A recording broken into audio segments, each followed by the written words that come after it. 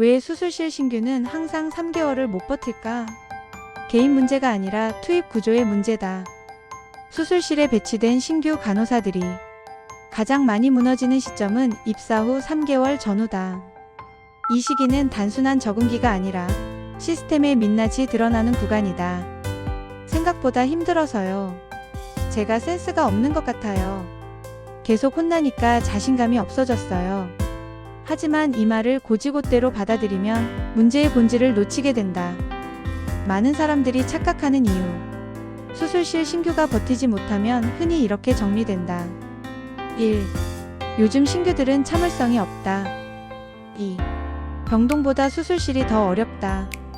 3. 결국 개인 역량 차이다. 그러나 현장을 오래 지켜본 입장에서 보면 개인 문제로 설명되지 않는 공통 패턴이 있다. 1. 성실했던 신규. 2. 성적이 좋았던 간호대 출신. 3. 병동에서는 문제 없던 인력. 이들이 수술실에 오면 유독 비슷한 시점에 동시에 흔들린다. 이건 개인 문제가 아니다. 구조의 문제다. 수술실 신규가 3개월을 못 버티는 진짜 이유. 1. 기준 없는 투입. 수술실 신규에게 가장 먼저 요구되는 건 빨리 파악해라는 말이다. 하지만 정작 중요한 질문에는 답이 없다. 언제까지 무엇을 할 수 있어야 하는가? 2단계에서 허용되는 실수는 무엇인가? 지금 이 신규의 속도는 정상인가, 느린가? 기준이 없으니 평가만 남는다. 2. 단계 없는 교육. 정상적인 교육 구조라면 다음이 분리되어야 한다. 1. 관찰 단계. 2. 보조 단계. 3. 단독 수행 단계. 그러나 현실은 다르다. 한번 봤으니까 이제 해봐. 이 한 문장으로 신규는 1. 준비되지 않은 상태에서 2. 책임은 동일하게 지고 3. 피드백은 결과 중심으로 받는다. 이 구조에서 실패는 필연이다. 3. 피드백은 있지만 방향이 없다. 신규들은 이런 말을 가장 많이 듣는다. 아직도 그걸 몰라? 왜 이렇게 느려? 생각 좀 해. 하지만 여기엔 빠져있는 게 있다. 그럼 어떻게 해야 맞는지에 대한 기준.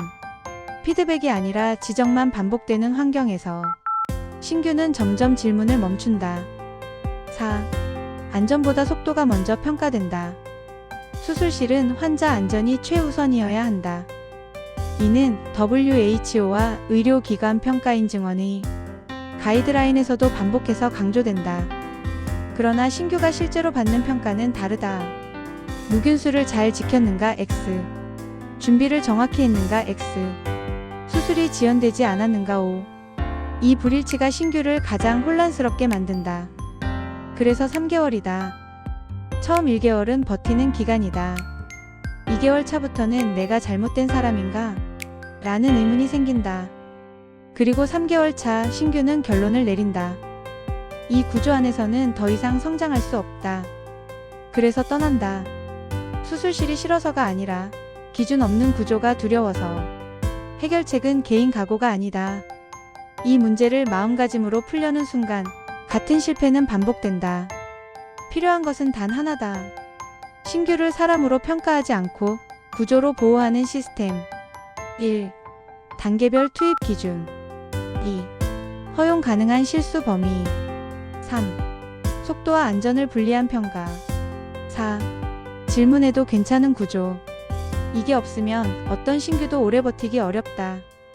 이 영상은 왜 문제가 반복되는지, 왜 개인 탓이 아닌지를 이해하는 단계다. 실제 현장에서 사용하는 1. 단계별 기준표. 2.